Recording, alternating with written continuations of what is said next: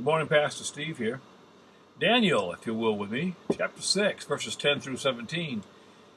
Now, keep in mind the backdrop of this is that rulers of Darius' kingdom wanted to get Daniel in trouble, and they said the only way we can get him in trouble is in regards to his God. And so they persuaded the king to make a decree that no one could bow down to anybody but the king for a certain period of time.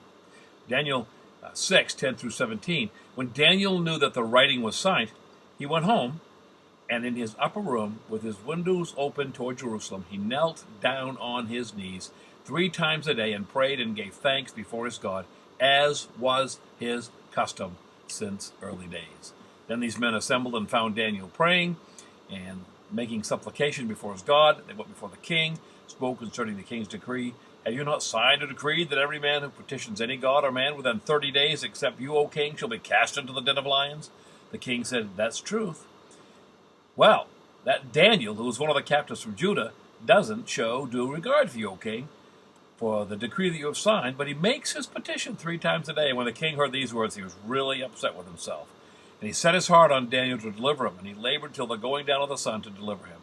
These men said, dude, O king, the law of the Medes and Persians, no decree or statutes which the king establishes may be changed. So the king gave the command, and they brought Daniel and cast him into the den of lions. But the king spoke, saying to Daniel, your God, whom you serve continually, he will deliver you. Then the stone was brought and laid on the mouth of the lion's den. The king sealed with his own signet, and with the signets of his lords, that the purpose concerning Daniel might not be changed.